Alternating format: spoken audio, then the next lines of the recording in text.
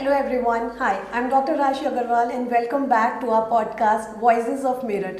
Today we have episode 2 and एक ऐसा topic जिसके बारे में जितना बात करें उतना कम है. So today we have here with us a very renowned gynecologist, Dr. Manisha Tyagi. She has graduated from the prestigious Institute of King George Medical College, Lucknow. And ma'am, introduction की वैसे कोई ज़रूरत है नहीं यहाँ पे, but still I would like to छोटे से उनके एक्युलेट्स बताऊंगी एक बहुत लंबी लिस्ट में से. She has been past president of IMA ladies wing and currently president elect of IMA Meerut association. So welcome ma'am, thank you so much हमारा इनविटेशन एक्सेप्ट करने के लिए और इस प्लेटफॉर्म पे आने के लिए. Thank you so much doctor राशि मुझे इनवाइट करने के लिए. और क्लिनिक पे हम 1-on-1 पेशेंट देखते हैं, लेकिन बहुत अच्छा लगा कि आपने ये सब शुरुआत की. कम से कम लोगों से एक साथ जुड़ने का मौका मिला. आई एम श्योर ये सारे क्वेश्चन लोगों ने आपसे क्लिनिक पे पूछ के आपको इस बारे में थका दिया होगा, बट स्टिल हमारे आसपास रोज़ जनता में लोग ये बातें पूछते रहते हैं, तो हमने सोचा इस बारे में और बात करी जाए और अवेयरनेस फैलाई जाए. क्या आज भी आपको ऐसा लगता है कि पीरियड्स को लेके डर है? कह सकते हैं कि अभी भी थोड़ा सा फियर या थोड़ा सा आप टैबू कह सकते हैं जो अभी भी है, और ख़ास तौर से उन सेक्टर में ज़्यादा आता है जहाँ मदर्स अपनी डॉटर्स को सही कम्युनिकेशन नहीं मिलता. जहाँ वो मैंने ये देखा है कि पुराने समय में क्योंकि कम्युनिकेशन गैप एक ज़्यादा था, अब ये इतना नहीं रहा, तो अवेयरनेस भी ज़्यादा बढ़ गई है सोशल मीडिया के थ्रू और लोग ज़्यादा जागरूक भी हो गए हैं, तो इसलिए अब थोड़ा कम हुई है, लेकिन फिर भी एक फियर तो है ही. ऐसा होता है आज भी, मतलब मुझे लगता है कि जैसे बहुत ज़माना शायद बदल रहा है, बट ऑब्वियसली हम जब पेशेंट्स रोज़ देखते हैं तो हमें लगता है कि नहीं, मे बी हमारे दिमाग में या हमारे बहुत क्लोज सर्कल में चीज़ें चेंज हुई हैं, बट हम थोड़ा बाहर निकलते हैं तो मुझे आज भी ऐसा लगता है कि पीरियड्स होना ना घर में एक बहुत बुरी बात आज भी मानी जाती है कि अरे अब इसको भी शुरू हो गए, अब क्या करा जाएगा. तो यूजुअली क्या आपके पास मदर्स डिस्ट्रेस में लेके आती हैं कि अपनी लड़कियों को कि अब इसको पीरियड शुरू हो गया, ये दिक्कतें हो रही हैं, तो आपको उसके बारे में मतलब एक क्या नज़रिया रहता है या किस तरीके से हम ऐसे लोगों को अप्रोच करें? सबसे पहले तो इस मामले में काउंसलिंग बहुत ज़रूरी है, क्योंकि पहले जो पीरियड्स का जिससे हम मिनार्की कहते हैं मेडिकल टर्मिनोलॉजी में, मतलब पीरियड जैसे मेनोपॉज ख़त्म होने का, मिनार्की पीरियड शुरू होने का, तो मिनार्की का टाइम अब थोड़ा सा कम हो गया है. जो हम पहले 13-14 की उम्र में देखते थे, अब 11-12 की उम्र में लड़कियां आने लगी हैं, तो नेचुरली मदर्स थोड़ा सा उनको रहता है एक फियर, एक डर कि क्या बच्चा ये सब कुछ कर पाएगा, संभाल पाएगा या नहीं. तो काउंसलिंग पार्ट यहाँ थोड़ा इम्पॉर्टेंट रोल अदा करती है, और हम उन्हें बताते हैं, समझाते हैं कि नहीं ये सब कुछ नॉर्मल है, और इस उम्र में 11-12 साल का अगर आपको बच्चा हो गया है तो आप उसे समझाइए और उसको अपने रख रखाव, हाइजीन और इससे जुड़ी चीज़ें आप समझाइए, और अगर ज़रूरत पड़े तो आप किसी डॉक्टर की भी सलाह ले सकते हैं.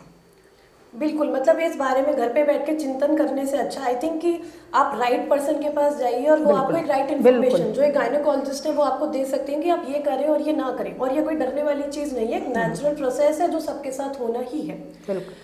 पर इतने लोग आज भी, स्पेशली मुझे लगता है ये वाली जो चीज़ है कि पीरियड ब्लड एक गंदा ब्लड होता है, ये गंदा खून होता है, उन्हें ये वाली फीलिंग रहती है कि इतने दिन तक होना ही चाहिए या फिर ये निकल जाए तो बेटर है, और बहुत एक डिस्गस्ट वाली चीज़ है. तो क्या सच में ऐसा होता है पीरियड ब्लड नॉर्मल बॉडी के ब्लड से कुछ गंदा होता है? लोग पूछते हैं तो मैं अक्सर उन्हें ये बात कहती हूँ कि सबसे पहले तो ये जानने की ज़रूरत है कि पीरियड्स कैसे होते हैं. अब जैसे यूट्रस है जो बच्चेदानी जिसे कहते हैं, कि उसकी इनर लाइनिंग जो अंदरूनी जो सतह होती है, नॉर्मली अगर आपको अगर प्रेग्नेंट नहीं हुए तो वो सतह निकल के बाहर चली जाती है कुछ ब्लड और ब्लड क्लॉट्स के साथ, जिसे हम पीरियड्स कहते हैं. और अगर आप प्रेग्नेंट हो गए तो आपको पीरियड्स आना बंद हो जाते हैं, जो सबको पता है. तो यही अंदरूनी सतह जो आगे चल के आपके बच्चों में उनके लिए ये जगह बनती है. तो मैं हमेशा ये मजाक में भी ये बात कहती हूँ कि जिस जगह आप प्राण से भी प्यारा आपका बच्चा रहा हो, वो जगह, वो चीज़ कैसे ख़राब हो सकती है. तो इसको एक आप नॉर्मल फिजियोलॉजिकल प्रोसेस समझें, जैसे आप रूटीन के जो दूसरे काम होते हैं. और पीरियड्स के जो दिन जो आपने सोचा कि 3-4 दिन आपके जो पीरियड्स हो रहे हैं वही, ऐसा नहीं है. ये तो अंदर चलने वाली एक निरंतर प्रक्रिया है जो होती रहती है. तो ऐसा नहीं है कि पीरियड्स उन्हीं 3-4 दिन में, क्यों, ये तो एक पूरा एक साइकिल है जो आपको हर महीने चलता ही रहता है, 30 दिन चलता है एक्चुअली। बिल्कुल, आपने तो बहुत अच्छी बात बोली है। नेचुरली ये तो सब समझते हैं कि it is the starting of life, इसके बिना कोई जिंदगी, कोई धरती पे कोई भी जने की एग्जिस्टेंस ही पॉसिबल नहीं है, तो ये चीज़ गंदी कैसे हो सकती है। बहुत एक आपका अच्छा पॉइंट है। आई एम श्योर ये लोग सुने और ये औरों को बताएं कि इस चीज़ से डिस्कस नहीं होना है, कि बहुत नॉर्मल चीज़ है। अच्छा, आज भी ऐसे आपके पास क्या लोग बोलते हैं कि मेरे क्योंकि पीरियड्स चल रहे थे, मैं 4-5 दिन नहाई नहीं, या हमने इससे घर के काम नहीं कराए, या मैंने किचन में नहीं जाने देते? क्योंकि मुझे लगता है कि शायद ये चीज़ें अब हम शायद तो पुरानी मूवीज़ में देखते हैं, पर कहीं ना कहीं सोसाइटी में अब भी ये प्रेवलेंट है। अब देखिए, पीरियड को लेके अब अगर मैं कहूँ कि आपने किचन में नहीं जाने दिया, तो उसके पीछे भी मुझे जो चीज़ें अगर हमारी परंपरा में आई तो कुछ लॉजिकल चीज़ होगी। पहले जॉइंट फैमिली थी, 4-5 लोग थे, 4-5 फीमेल्स होती थी, 15-16 जने होते थे, तो उनका खाना मिल बांट के बन जाता था। अब उस पर्टिकुलर दिन पे अगर 3-4 दिन किसी औरत को अगर आराम की ज़रूरत है, देखिए 365 दिन जो एक हाउस मेकर होती है उसको तो छुट्टी मिलती नहीं है, तो यही एक मौका होता था कि वो आराम कर सके और बाकी की जो उसकी हेल्पिंग हैंड्स, जो उसकी देवरानी जेठानी, वो काम कर लेती थी। तो शायद मुझे लगता है ये चीज़ उस जगह से आई हो। लेकिन अब क्योंकि सोसाइटी में इतना चेंज आ गया है और आप मतलब न्यूक्लियर फैमिली में है, अब एक लड़की अगर जैसे पीरियड्स आ रहे हैं तो वो किचन में नहीं जाएगी, तो ये धारणा ठीक नहीं है, इसको चेंज करने की ज़रूरत है। हाँ, अगर हस्बैंड उसको थोड़ा सा रिलैक्स करना चाहे, मॉर्निंग चाय टी और शाम की चाय के लिए वो अगर आ जाए, राज़ी हो जाए, तो ये बहुत अच्छी बात है। लेकिन ऐसा कुछ नहीं है कि वो अचार नहीं छू सकती, किचन में नहीं जा सकती, पूजा में नहीं जा सकती, ये सब मिथ है बिल्कुल। क्योंकि जैसे हमने पहले इस्टेब्लिश करा, क्योंकि ये कोई गंदी चीज़ नहीं है, इसकी वजह से आप ऐसा नहीं है कि किसी चीज़ को छुएंगे तो इम्प्योर हो जाएगी, या आप किसी तरीके से भी इम्प्योर है। तो रिपीटेडली कितना ही हम बोले ये बहुत कम है, ये कोई गंदी चीज़ नहीं है, it's a very normal thing. और अपने आसपास भी लोगों को बताइए कि इसके बारे में ऐसा ना सोचें। अब आपने इसमें बीच में एक ड्यूरेशन की बात करी कि ये पूरे महीने चलने वाली एक प्रक्रिया है। कई बार लोग डर जाते हैं जब 2-3 दिन आगे पीछे हो जाते हैं, तो एक एवरेज साइकिल की ड्यूरेशन क्या होती है? देखिए, एवरेज साइकिल की ड्यूरेशन जो हम 21 या मतलब ये कहते तो हैं 28-30 दिन पे पीरियड्स आते हैं, लेकिन ये 21 से 35 अगर है, और अगर वो रेगुलर है आपका, हम उसको लॉन्ग साइकिल और शॉर्ट साइकिल में कह सकते हैं, लेकिन अगर ये टाइम पीरियड है तो ये नॉर्मल है। लेकिन अगर आपका इर्रेगुलर पीरियड हो रहा है, कभी आपके 25-30 दिन में आ रहे हैं या कभी 30-35-40 दिन में आ रहा है, तो एक बार डॉक्टर से सलाह लेने की ज़रूरत है। बिल्कुल, मैं तो बल्कि ये चाहूँगी, जैसे एक रेगुलर चेकअप होता है, आजकल आप देखते हैं बहुत सारे लोग इंश्योरेंस है, जॉब में होते हैं, तो हम पूछते हैं आपने टेस्ट क्यों कराए थे, तो वो कहते हैं जी हमारे ईयरली टेस्ट है, ये हमारे होते ही हैं। बट अभी तक मुझे नहीं लगता कि कोई गायनेकोलॉजिकल विजिट एक ऐसी चीज़ होती है जो एक रूटीन है। यूजुअली लोग तब जाते हैं जब कोई दिक्कत होती है। तो आपके हिसाब से क्या ऐसा होना चाहिए, और मतलब क्या ड्यूरेशन है, कब एक सही टाइम है एक जने के लिए गायनेकोलॉजिस्ट को विजिट करने के? हाँ बिल्कुल, देखिए अगर बच्चे को पीरियड्स आपके जब स्टार्ट हैं तो मेरे ख्याल से एक बार रूटीन में आप दिखा लें। कुछ सवाल ऐसे हो सकते हैं जो बच्चा अपनी माँ से नहीं पूछ सकता है, या अपनी सिस्टर से नहीं पूछ सकता है, या अपनी प्रॉब्लम नहीं बता सकता है, तो हो सकता है कि गायनेकोलॉजिस्ट को वो बता दे। और अगर उसके पीरियड्स ज़्यादा हो रहे हैं तब तो ज़रूर ही जाएं, क्योंकि बच्चा एनीमिक भी हो सकता है।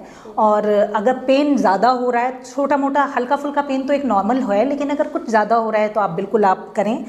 इसके अलावा आपको एक बार शादी से भी पहले मेरे ख्याल से वो भी जाना पीरियड्स को लेके, क्योंकि ये जानना एक न्यूली वेड कपल के लिए बहुत ज़रूरी है कि आपका बच्चा कब होगा, कैसे होता है, और इस पीरियड से आपके संबंध बनाने में क्या रिलेशन क्या है, कि आप किन दिनों, जो एक कॉन्सेप्ट है सेफ पीरियड का या फर्टाइल पीरियड का, वो आमतौर पे लोगों को पता नहीं होता है। तो आप एक बार ज़रूर विजिट करें, जो आपको आपकी गायनेकोलॉजिस्ट समझा देगी कि आपको अगर बच्चा नहीं करना है तो कॉन्ट्रासेप्शन के लिए आपको समझा देगी, या आप बच्चे के लिए चाहते हैं, जल्दी बच्चा चाहते हैं, तो वो भी आपको समझा देगी।